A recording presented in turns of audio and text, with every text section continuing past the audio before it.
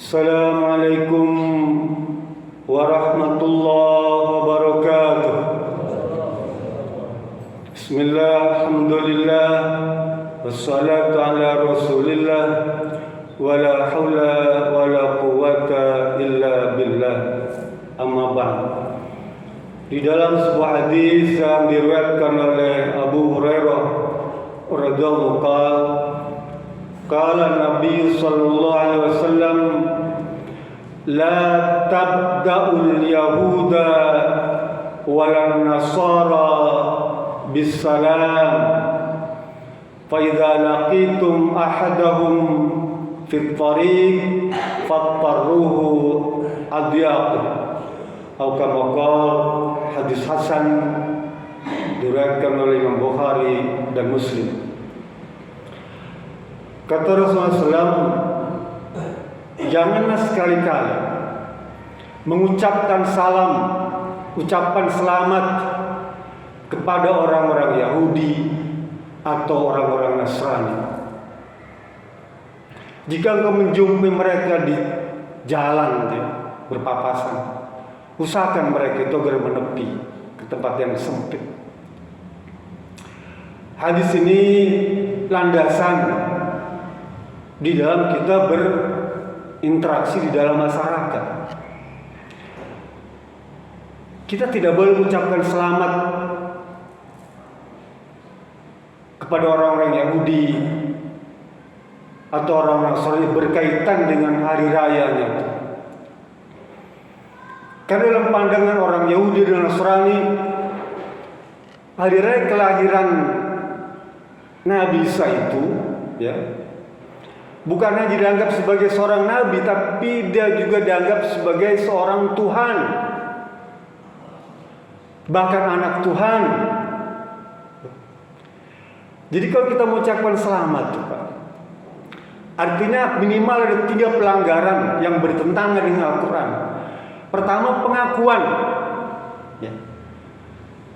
bahwa Nabi itu sebagai anak Tuhan. Sementara Allah berfirman dalam surat Al-Ikhlas itu, lam yalid wa lam yulad. Allah tidak dilahirkan, Allah tidak melahirkan. Bertentangan. Atau dianggap sebagai Tuhan. Nanti di dalam surat Al-Maidah ayat 71 gitu.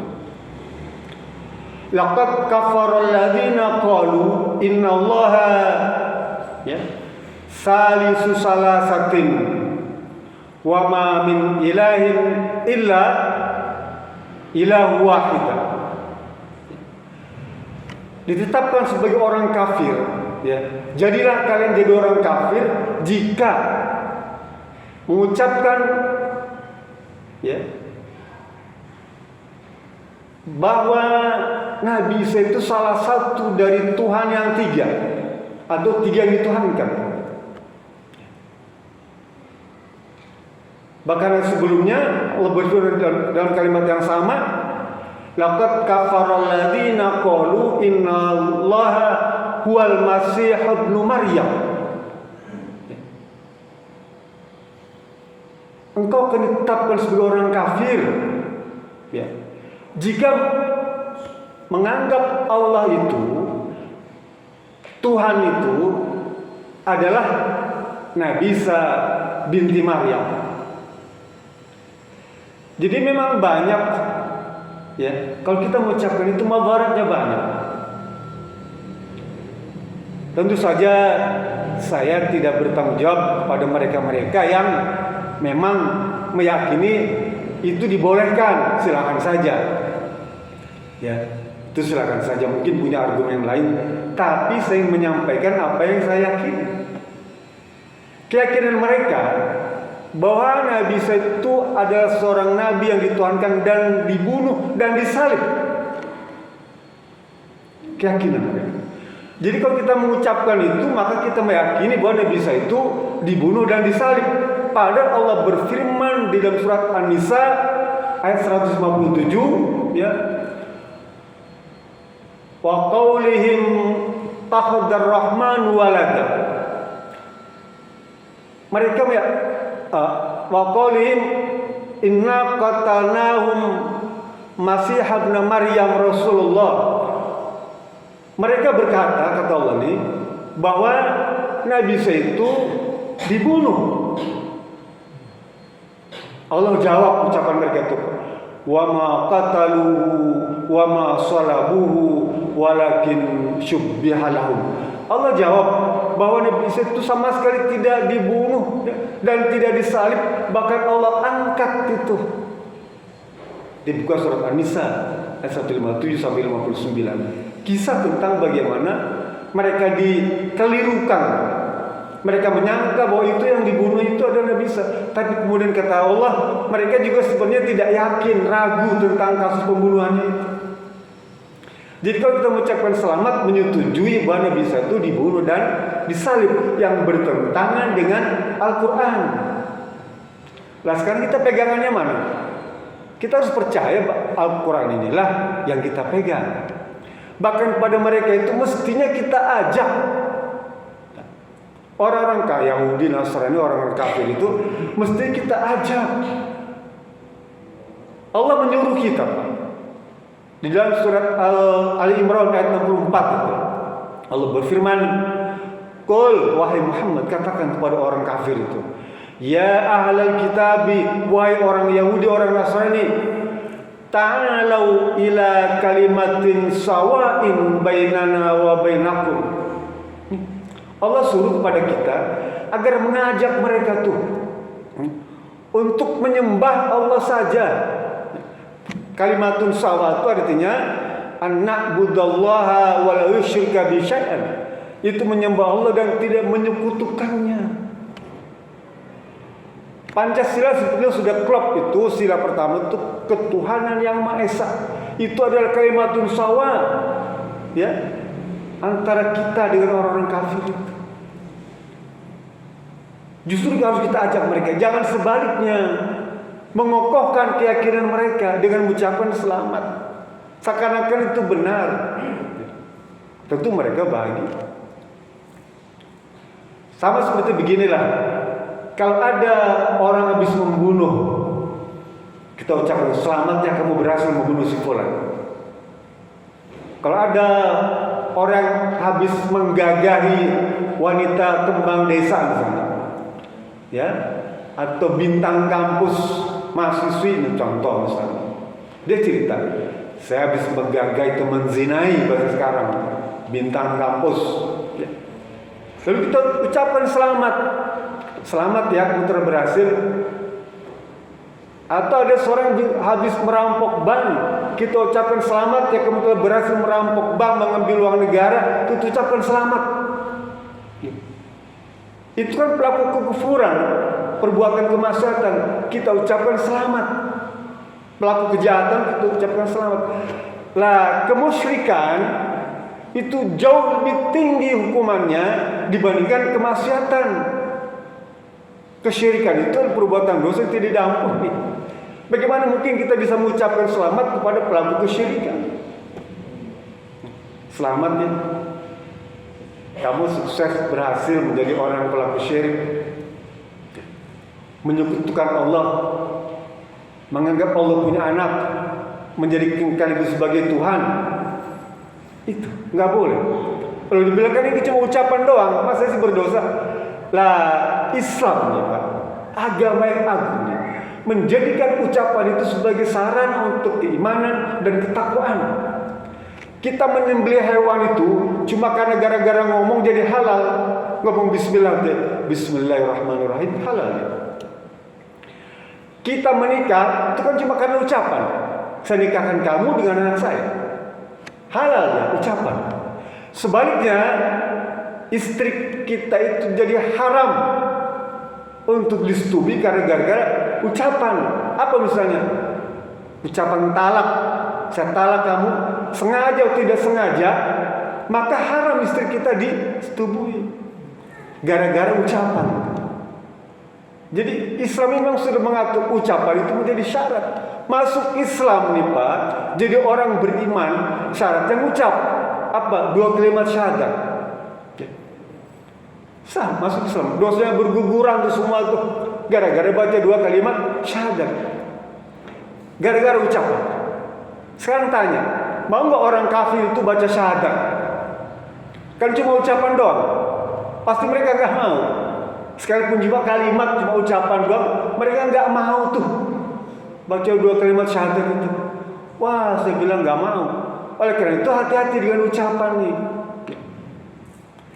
Sekarang mungkin sudah ditambah lagi, bukan hanya ucapan. Ada Facebook, ada WA, ada Instagram, ya. Apalagi ada SMS tuh, ya.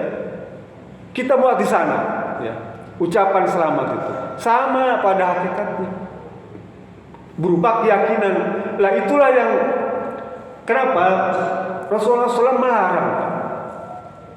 Dan hadis yang diriwayatkan oleh Imam Al-Baihaqi, kata Abdullah bin Umar, ya, Rasul pernah berkata, "La tadkhulu 'alal musyrikina fi kinasihim yauma 'aidihim fa inna sahqatan tanzil 'alaiha." Janganlah kalian datang menemui orang-orang musyrik itu di tempat ibadahnya, ya, pada hari ketika hari raya mereka, karena pada waktu itu Allah murka kepada mereka. Sekarang ini jadi apa? Semacam anjuran, ya, beberapa kelompok tertentu menganjurkan untuk datang ke orang Islam itu, ya, ke tempat-tempat peribadatan orang kafir itu, membantu. Pada Rasul melarang itu. Kenapa? Karena hari raya itu merupakan hari di mana Allah menurunkan murka kepada mereka. Ngeri, Pak. Ya, takut kita. Di surat Al-Maryam ayat 88-89 itu bagaimana ancaman Allah Subhanahu wa taala, marahnya ketika ada orang hamba Allah yang mengatakan bahwa Allah itu punya anak. Allah bilang nanti surat Al-Maryam, surat Maryam ayat 88. Takadus sama jadi langit itu pecah dan bumi terbelah serta gunung-gunung runtuh.